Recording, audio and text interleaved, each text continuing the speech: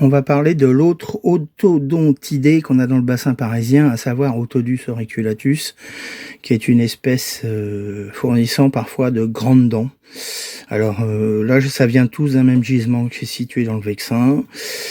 Il y a un contact hyprésien-lutétien, comme toujours, comme très souvent, on va dire. Les dents, vous le voyez, sont bien colorées, sont bien marquées. Ça rappelle certains gisements comme Chaumont-Vexin à Darcy, qu'on a pu y fouiller dans les années 2010, où les dents avaient un peu cette coloration.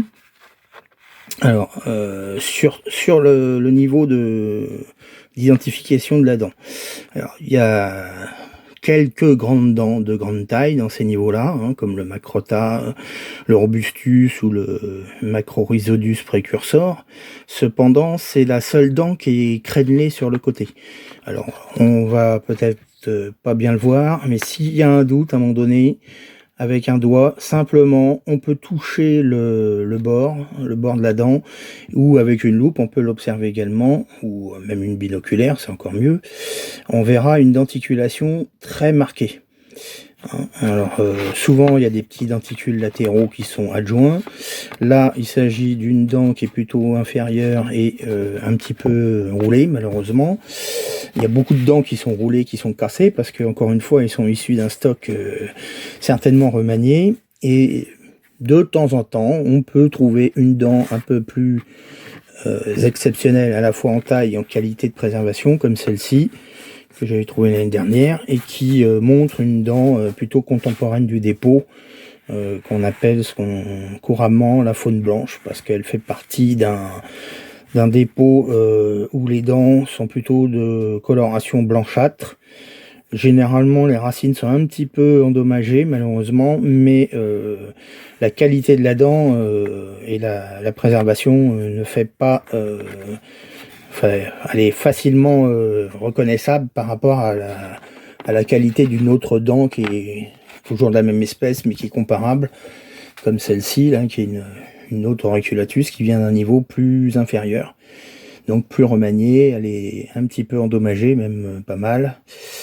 Et ce qu'on peut voir là sur ce spécimen qui est relativement bien préservé, c'est qu'on a la présence d'un petit denticule latéral qui est lui-même crénelé.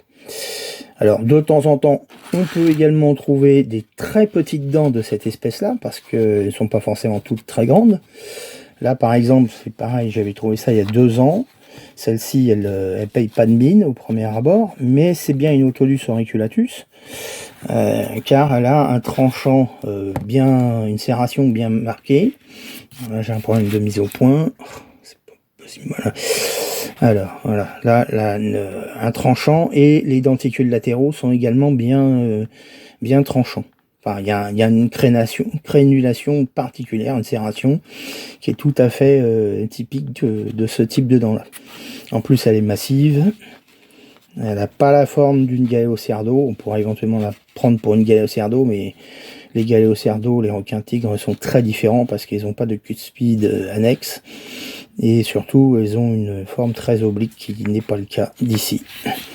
Donc voilà, juste pour rappeler que les autodontidés, ce groupe-là, qui est très prolifique, parce qu'il génère plusieurs, il englobe plusieurs espèces, comme Otodus auriculatus, Otodus obliquus, Otodus mégalodon, Otodus celle de Angustidens, puis il y a d'autres autodontidés comme le Parotodus pavlovi, le Parotodus benedei, enfin bon voilà.